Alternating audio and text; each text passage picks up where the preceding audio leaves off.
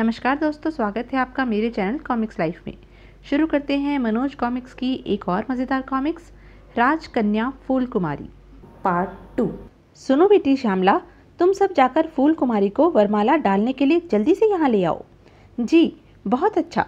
लेकिन जब वे फूल कुमारी के कमरे में पहुंची, अरे फूल कुमारी कहाँ गई? छोड़कर तो हम उसे यहीं गए थे, शायद दूसरे कमरे में हो, चलो देखें। कुछ देर बाद पूरे महल में फूल कुमारी की खोज होने लगी, परंतु उसका पता न लगा। आह चंद्रिका, यह अचानक हमारी फूल कुमारी कहाँ चली गई? बारात हमारे दरवाजे पर खड़ी है और वह अजी चली कहाँ गई? यूं कहिए कि भाग गई। जन्म जली को आज हमारी नाक जो कटानी थी। नहीं नहीं, हमारी बेटी ऐसी नहीं हो सकती। भला उसे इस तरह भागने की क्या जरूरत थी? अगर उसे विवाह से इनकार होता तो वह पहले ही मना कर देती। भागी नहीं है तो क्या मैंने उसे छिपा दिया है? तुम गलत समझ रही हो रानी, मेरा यह मतलब नहीं था। मैं तो अब कुछ कहने के लिए रह ही क्या गया है? मुझे तो पहले ही मालूम था कि यह लड़की एक दिन जरूर सरेआम हमारी नाक कटा कर रहेगी। मैंने कितनी बार आपको इस बात से आगाह भी किया, लेकिन आपने मेरी एक न सुनी। इसी कारण आज हमें यह दिन देखना पड़ रहा है। हाय, अब हम लोगों को क्या मुंह दिखाएंगे? यह दिन देखने से तो अच्छा होता कि मैं पहले ही मर जाती। कहने के साथ ही रोने का बहाना कर वह फूट फूट कर रोने लगी। मत रो रानी, रोने से कोई लाभ नहीं निकलने वाला। सारी गलती मेरी ही है, जो राजकार्य में मैं इतना व्यस्त रहा कि अपनी बेटी की ओर जरा भी ध्यान नहीं दे पाया और न कभी उसके मन की बात ही समझने की कोशिश की, जिसका परिणाम आज सामने आया है। आज मुझे रानी रूपमती की वह बात याद आ रही है जो उसने मरते वक्त कही थी।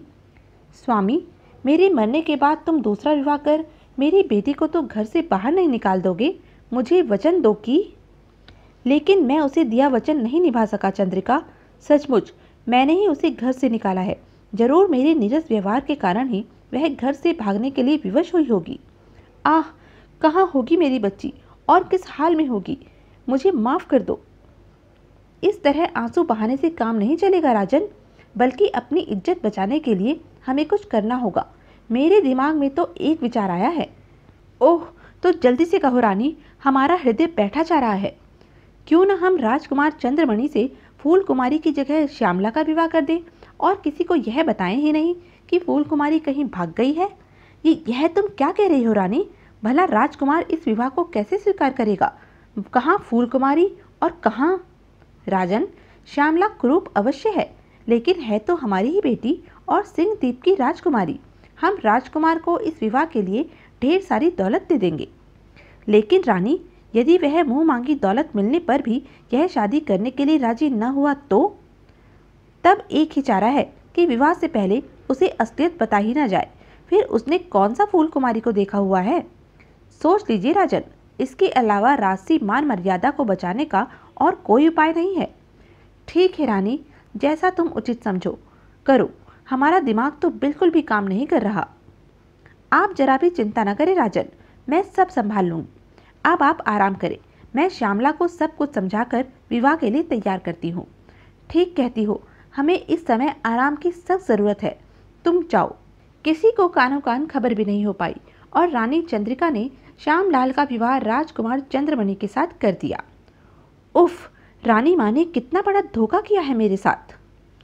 श्यामला जब अपने ससुराल चांदपुर पहुंची तो राजकुमार चंद्रमणि के माता पिता और सगे संबंधियों ने उसका भव्य स्वागत किया।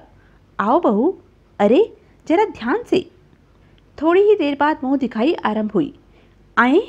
अरे रानी माँ, हमने तो सुना था फूल कुमारी बहुत सुंदर है, किंतु यह तो मेरी तो कुछ भी समझ में नहीं आ रहा। बेटी, तुम जाकर चंद्रमणि को बुला लाओ। जी बहुत अच्छा। बुलाने पर चंद्रमणि भी वहां आ पहुंचा, किंतु जैसे ही उसने श्यामला का कुरूप चेहरा देखा, ओह नहीं, धोखा! मेरे बेटे! स्वामी! चंद्रमणि अपने होशो हवास पर काबू नहीं रख सका और बेहोश होकर फर्श पर गिर पड़ा। मेरे बेटे, मेरे लाल, क्या हुआ तुम्हें? अरे कोई राजवैद्य को बुलाकर लाओ, जल्दी।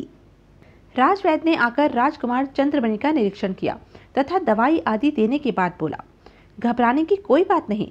मस्तिष्क को अकस्मात सदमा पहुंचने के कारण राजकुमार बेहोश हो गए हैं। मैंने दवा दे दी है, कुछ ही देर बाद होश में आ जाएंगे।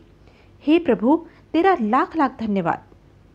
शीघ्र ही जब राजकुमार चंद्रमणि को होश आया, हमारे साथ धोखा किया गया है माताश्री। वह कुरूप लड़की फूल कुमारी हरगिज नहीं हो सकती। उसके बारे में तो लोग कहते हैं कि वह कोई देवलोक की अप्सरा है। मुझे भी कुछ ऐसा ही संदेह हो रहा है बेटे। मेरे विचार से हमें इस संबंध में उसी से पूछना चाहिए। ठहरो, मैं उसे अभी बुलवाता हूँ। राजा ने ताली बजाई। तुरंत एक नौकर वहां उपस्थित हुआ। जाओ, बहू को यहाँ लेकर आओ। जो आज्ञा महाराज। जल्दी ही नौकर श्यामला को लेकर वहां पहुंचा। तुम कौन हो बेटी? माता जी, मैं फूल कुमारी ही हूँ। कुछ दिन पहले मेरे चेचक निकली थी, जिससे मेरा यह हाल हो गया। श्यामला की व्यथा सुनकर राजा रानी दोनों का दिल भर आया। मत रो बेटी, धीरज रखो, शायद ईश्वर को यही मंजूर था। हाँ बहू, चुप हो जाओ। तुम भी धीरज रखो बेटा, जो होना था सो हो चुका। विधि का लिखा भला कौन मिटा सकता है। ठीक कहती हो माँ, भला इसमें इसका क्या कसूर। मुझे यह धर्म पत्नी के रूप में स्वीकार है। आहा, बड़ी आसानी से इन्होंने मेरी बात पर विश्वास कर लिया। आखिर माँ की बताई तरकीब कामयाब रही। अब मैं आनंद पूर्वक यहाँ राज्य कर सकूंगी। और श्यामला महलों में फूल कुमारी बनकर ठाठ से रहने लगी। अनेक दास दासियां, नौकर चाकर और अपने पिता के घर से भी अधिक वैभव में वह अपने आप तक को भूल गई। उधर फूल कुमारी चिड़िया के रूप में एक पेड़ से दूसरे पेड़ पर घूम रही थी और उड़ते हुए उसके मुंह से एक ही बात निकलती थी। फूल कुमारी डोले डाली डाली, श्यामला भोगे खुशियां हमारी। एक बार राजा जयभद्र की दृष्टि उस पर पड़ी। फूल कुमारी डोले डाली डाली, श्यामला भोगे खुशियां हमारी। अरे, यह कैसी चिड़िया है? शायद मनुष्य की बोली में कोई गीत गा रही है। इसे पकड़ना चाहिए। परंतु राजा जयभद्र ने उसे जैसे ही पकड़ने की कोशिश की, वह फुर्र से उड़ गई। ओह, उड़ गई। खैर, यदि कल फिर दिखाई दी तो इसे जरूर पकड़ूंगा। दूसरे दिन राजा जब पुनः अपने बाग में पहुंचा तो उसे फिर वही चिड़िया गाती हुई दिखाई दी। लेकिन जैसे ही उसने उसे फिर पकड़ने की कोशिश की, वह उड़ गई। बड़ी चालाक है यह चिड़िया। किस तरह पकड़ा जाए इसे? एक उपाय आया दिमाग में। यदि इस पेड़ की शाखाओं पर कोई ऐसा पदार्थ लगवा दिया जाए जिससे कि उसके पैर चिपक जाएं, तो वह पकड़ी जा सकती है। राजा ने तुरंत माली को बुलाया। सुनो, इस पेड़ की तमाम डालों पर गोंद डाल दो। लेकिन महाराज, वह किस लिए? इस पेड़ पर रोज एक चिड़िया आकर बैठती है और मनुष्य की बोली में गाना गाती है। हमने उसे पकड़ने की काफी कोशिश की, लेकिन वह अभी तक पकड़ में नहीं आई। इस तरह वह हमारी पकड़ में आ सकती है। समझ गया महाराज, मैं अभी गोंद डलवा देता हूँ। अगले दिन राजा जैसे ही उद्यान में पहुंचा, चिड़िया उड़कर आई और उसी पेड़ की डाल पर बैठकर वही पुराना गाना गाने लगी। फूल कुमारी डोले डाली डाली, श्यामला भोगे खुशियां हमारी। आ गई, लेकिन आज बेचारी वापस नहीं जा सकेगी। राजा जयभद्र तेजी से उसकी ओर बढ़ा। चिड़िया ने पुनः पहले की तरह पंख फैलाए और उड़ना चाहा, लेकिन वह उड़ नहीं सकी। अरे, यह क्या? मेरे पैर तो डाल से चिपक गए हैं। जरूर पिताजी ने आज मुझे पकड़ने के लिए इस पर गोंद डलवाया होगा। तभी राजा ने उसे पकड़ लिया। आहा, कितनी विचित्र किंतु कितनी प्यारी है यह चिड़िया। इसे मैं अपने महल में प्यार से पालूंगा। आह, पिताजी की गोद में आते ही मेरे सारे दुख दूर हो गए। फिर राजा जयभद्र उसे लेकर अपने महल में पहुंचा। रानी चंद्रिका, देखो, हम तुम्हारा दिल बहलाने के लिए क्या लेकर आए हैं। क्या लाए हैं महाराज? देखो प्रिय, कितनी प्यारी चिड़िया है। यह मनुष्य की बोली में गाना भी गाती है। क्या? रानी चंद्रिका ने चिड़िया के रूप में फूल कुमारी को तुरंत पहचान लिया। अरे, यह तो महाराज फूल कुमारी को पकड़ लाए हैं। यदि इसके जरिए इन्हें असलियत का पता चल गया तो मुझे जिंदा जमीन में गड़वा देंगे। हे भगवान, अब मैं क्या करूं? क्या सोचने लगी रानी? और यह तुम अचानक पसीने पसीने क्यों हो उठी हो? इस बेजुबान चिड़िया को आप क्यों पकड़ लाए महाराज? इसे तुरंत छोड़ दीजिए, वरना यह मर जाएगी और आपको पाप लगेगा। नहीं रानी, हमने इसे बड़ी मुश्किल से पकड़ा है। पहले हम इसे नहलाएंगे, फिर इसे सोने के पिंजरे में बंद करेंगे, ताकि जब कभी तुम उदास हो तो यह तुम्हारा मन बहला सके। यह आप क्या कह रहे हैं महाराज? आप इसे तुरंत छोड़ दे। यह पक्षी है, नहलाने से यह तुरंत मर जाएगी। लेकिन राजा उसकी बात सुनी अनसुनी कर गुसल खाने की ओर बढ़ता हुआ बोला, नहीं, हम इसे अवश्य नहलाएंगे रानी। नहीं नहीं महाराज, ऐसा मत कीजिए। यह मर जाएगी। क्या बात है चंद्रिका, तुम इस प्रकार क्यों छटपटा रही हो? तुम्हें देखकर ऐसा लगता है मानो हम इसे नहीं बल्कि तुम्हें कष्ट दे रहे हैं। अचानक इतनी दया क्यों आ रही है तुम्हें इस पक्षी पर? दया तो करनी ही चाहिए महाराज, आप तो बहुत कठोर हो गए हैं। परंतु हमें न जाने क्यों ऐसा लग रहा है जैसे इसे नहलाने पर यह चिड़िया और प्रसन्न होगी। हम इसे अवश्य नहलाएंगे रानी। राजा की बात सुनकर रानी का दम सूख गया। उफ, महाराज ने यदि उसे नहलाया तो उन्हें उसके सिर में घुसी कील अवश्य दिखाई दे जाएगी। फिर क्या होगा? रानी चंद्रिका ने राजा को रोकने की बहुत चेष्टा की, लेकिन राजा ने उसकी एक न सुनी और गुसल खाने में घुसकर चिड़िया को नहलाने लगे। देखना रानी, नहलाने के बाद यह कितनी सुंदर दिखने लगेगी। फिर वही हुआ जिसका कि चंद्रिका को डर था। राजा को चिड़िया के सिर में धंसी कील दिखाई दे गई। अरे रानी, देखो तो, इस चिड़िया के सिर में कील घुसी हुई है। पता नहीं किस निर्दयी ने ऐसा किया और क्यों किया। हे भगवान, अब क्या होगा?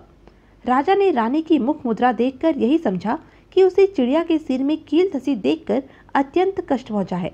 अतः वह बोला, घबराओ नहीं रानी, हम अभी इस कील को निकाल देते हैं।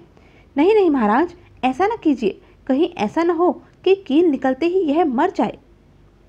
तुम नाहक ही घबरा रही हो रानी, इसे कुछ नहीं होगा, बल्कि यह तो कील के निकलने से और आराम पा जाएगी। कहने के साथ राजा ने जैसे ही चिड़िया के सर से कील निकाली, अरे यह क्या? अगले ही पल चिड़िया फूल कुमारी के रूप में बदल गई। फूल कुमारी, मेरी बेटी, पिताजी! और वह दौड़कर अपने पिता के गले से लग गई। दोनों की आंखों से अश्रुधारा बह निकली। हे ईश्वर, मेरी रक्षा करना। कुछ देर बाद, यह सब कैसे हुआ बेटी? तुम चिड़िया कैसे बन गई? देखो, तुम्हारे घर से जाने के बाद हमारी क्या हालत हो गई है। यह एक लंबी कहानी है पिताजी।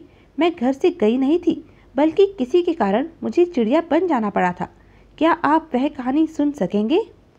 मैं जानता हूँ कि तुम्हें जो भी कष्ट उठाने पड़े वह मेरे कारण ही उठाने पड़े होंगे, क्योंकि मैंने तुम्हारी तरफ जरा भी ध्यान नहीं दिया था। बताओ, तुम क्या कहना चाहती हो? तो सुनिए। फिर फूल कुमारी ने सारी व्यथा कह सुनाई। सब कुछ सुनकर राजा जयभद्र क्रोध से आग बबूला हो उठे। अरे दुष्टा, मुझे क्या मालूम था कि मैं आस्तीन में ही सरपनी पाले हुए हूँ। अब मैं तेरा फन कुचल कर ही रहूंगा। तड़ाक! आह! नहीं नहीं पिताजी, छोड़ दीजिए रानी माँ को, माफ कर दीजिए इन्हें। नहीं बेटी, यह नागिन क्षमा के योग्य नहीं, इसे इसके किए की सजा जरूर मिलेगी। कहने के साथ ही राजा ने ताली बजाई। तुरंत ही कुछ सैनिक भीतर प्रविष्ट हुए। सैनिकों, ले जाओ इस दुष्टा को और उम्र भर के लिए काल कोठरी में डाल दो। नहीं नहीं, मुझे क्षमा कर दीजिए महाराज, मैं फिर कभी ऐसी भूल नहीं करूंगी। परंतु राजा को उसके गिड़गिड़ाने पर जरा भी दया नहीं आई। निर्लज, तू किसी की पत्नी बनने लायक ही नहीं। तूने जो कुछ किया वह कोई राक्षसनी भी नहीं कर सकती। सैनिकों, ले जाओ इसे। आह! रानी चंद्रिका को कारागृह में डाल दिया गया। हा हा हा, इस डायन को यही सजा मिलनी चाहिए थी। हा हा हा हा। फिर एक दिन राजा जयभद्र ने अपनी बेटी फूल कुमारी का विवाह एक बहुत बड़े राजघराने में धूमधाम से कर दिया। ऐसा विवाह न तो आज तक किसी ने देखा था और न सुना था। ससुराल जाकर फूल कुमारी ने कुछ ही दिनों में अपनी सरल एवं मृदुल व्यवहार से सबका मन जीत लिया और परिवार के साथ आनंद पूर्वक रहने लगी। तो यह थी मनोज कॉमिक्स की एक मज़ेदार कॉमिक्स। ऐसी ही मज़ेदार कॉमिक्स के लिए बने रहें मेरे साथ। और हाँ, मेरे चैनल को लाइक, शेयर और सब्सक्राइब करना ना भूलें। धन्यवाद।